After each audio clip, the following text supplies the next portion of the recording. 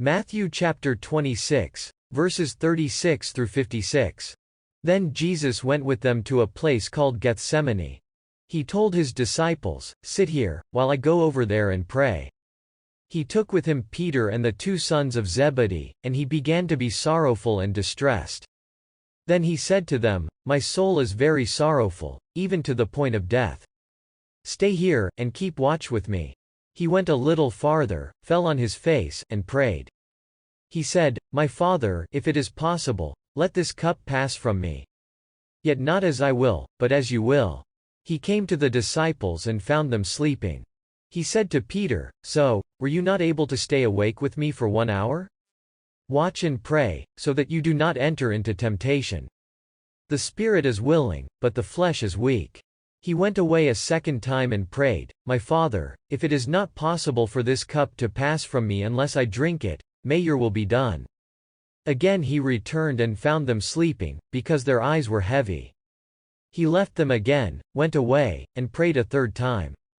He said the same words as before. Then he returned to his disciples and said to them, "Are you still sleeping and resting? Look, the hour is near, and the Son of Man is betrayed into the hands of sinners. Rise. Let us go. Look, my betrayer is near." While Jesus was still speaking, suddenly Judas, one of the 12, arrived. With him was a large crowd with swords and clubs, who came from the chief priests and elders of the people. Now the betrayer had given them a sign: "The one I kiss is the man. Arrest him." Immediately he went to Jesus and said, "Greetings, Rabbi," and kissed him.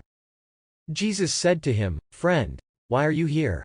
Then they advanced, took hold of Jesus, and arrested him. Suddenly, one of the men with Jesus reached out his hand, drew his sword, and struck the servant of the high priest, cutting off his ear. Then Jesus said to him, "Put your sword back into its place, because all who take the sword will die by the sword. Do you not realize that I could call on my Father, and at once he would provide me with more than 12 legions of angels? But then how would the scriptures be fulfilled that say it must happen this way?" At that same time Jesus said to the crowd, "Have you come out to arrest me with swords and clubs as if I were a robber? Day after day I was sitting in the temple courts teaching, and you did not arrest me. But all this has happened so that the writings of the prophets would be fulfilled." Then all the disciples deserted him and fled. Matthew chapter 26 verse 57 through chapter 27 verse 5.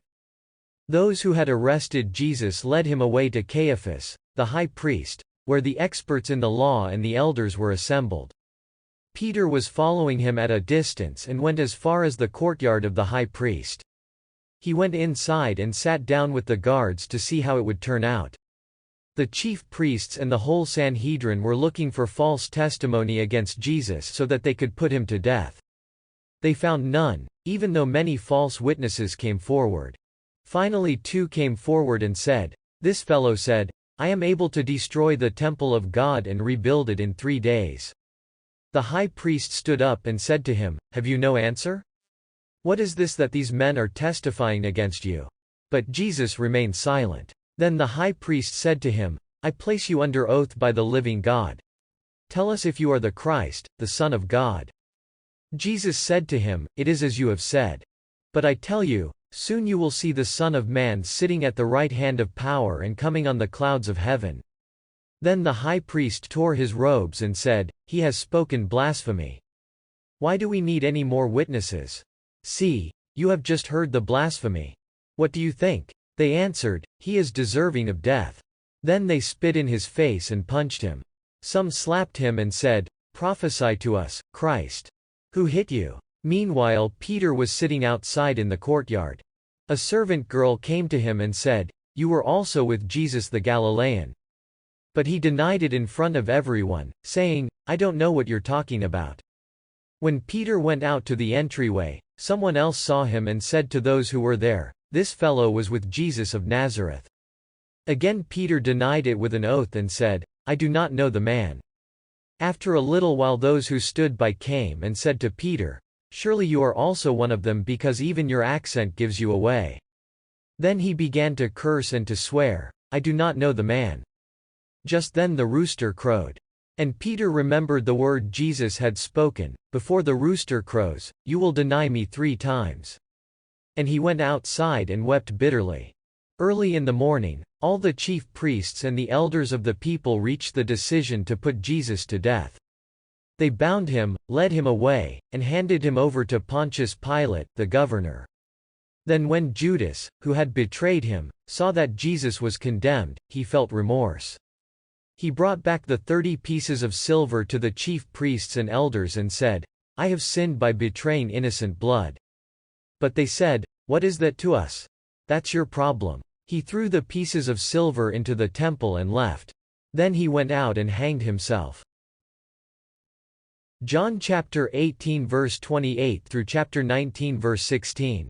Early in the morning, the Jews led Jesus from Caiaphas to the praetorium. They did not enter the praetorium themselves, so that they would not become ceremonially unclean.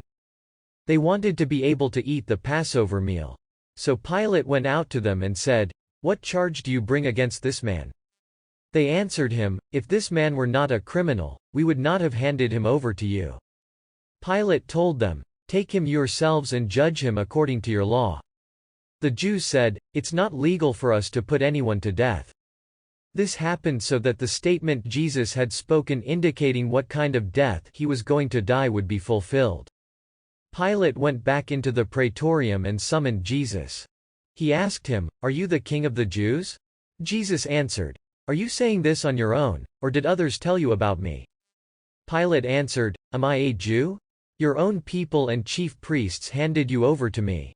What have you done?" Jesus replied, "My kingdom is not of this world.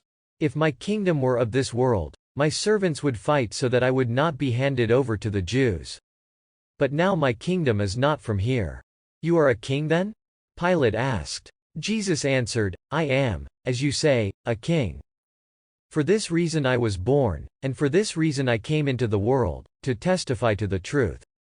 Everyone who belongs to the truth listens to my voice." "What is truth?" Pilate said to him. After he said this, he went out again to the Jews and told them, "I find no basis for a charge against him. But you have a custom that I release one prisoner to you at the Passover.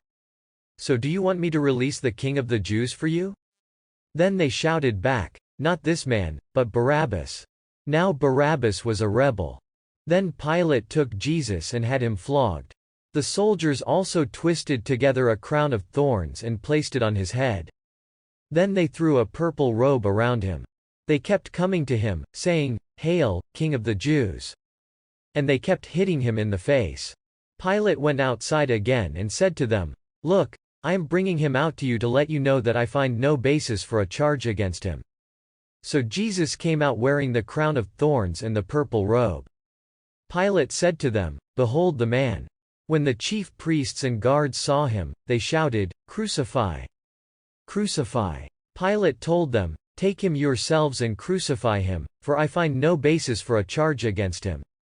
The Jews answered him, "We have a law, and according to that law he ought to die, because he claimed to be the Son of God." When Pilate heard this statement, he was even more afraid. He went back inside the palace again and asked Jesus, "Where are you from?" But Jesus gave him no answer. So Pilate asked him, "Are you not talking to me? Don't you know that I have the authority to release you or to crucify you?" Jesus answered, "You would have no authority over me at all if it had not been given to you from above. Therefore the one who handed me over to you has the greater sin." From then on Pilate tried to release Jesus. But the Jews shouted, "If you let this man go, you are no friend of Caesar. Anyone who claims to be a king opposes Caesar." When Pilate heard these words, he brought Jesus outside. He sat down on the judge's seat at a place called the Stone Pavement, or Gabbatha in Aramaic. It was about the 6th hour on the preparation day for the Passover. Pilate said to the Jews, "Here is your king." They shouted, "Away with him! Away with him! Crucify him!" Pilate said to them, "Should I crucify your king? We have no king but Caesar." The chief priests answered. So then Pilate handed Jesus over to them to be crucified.